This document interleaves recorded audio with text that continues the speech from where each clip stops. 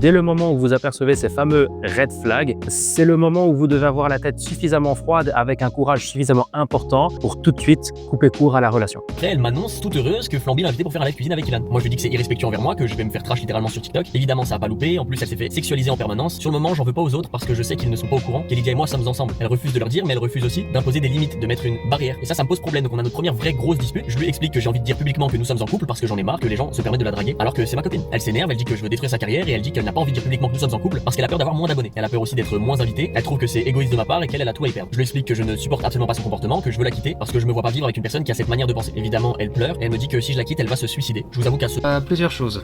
Si tu commences à être dans une relation où tu dis très clairement que voilà, vous êtes l'un pour l'autre et que voilà, vous êtes à deux en couple, il faut mettre des barrières. Parce qu'à partir de ce moment-là, tu éprouves des sentiments envers une personne, l'autre personne éprouve des sentiments envers toi. Il est donc naturel de ne pas faire comme si tu étais célibataire. Non, voilà, tu es en couple, c'est l'autre personne qui prime. Et inversement.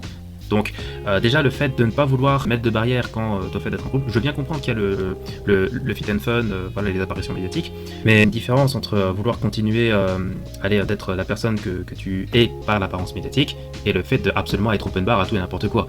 Donc déjà premièrement non. Ensuite, et là, la menace de suicide, c'est le plus gros red flag que quelqu'un, indépendamment fille ou garçon, peut vous faire.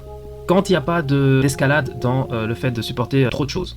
Si d'entrée de jeu, face au moindre énervement, à la moindre contrariété, il y a l'excuse du suicide, c'est red flag immédiat. Et désolé, il va falloir mettre un stop. Parce que ça, c'est à double tranchant. Si jamais vous commencez à pardonner et après à essayer de recommencer pour que tout aille bien, ça va jamais bien se passer.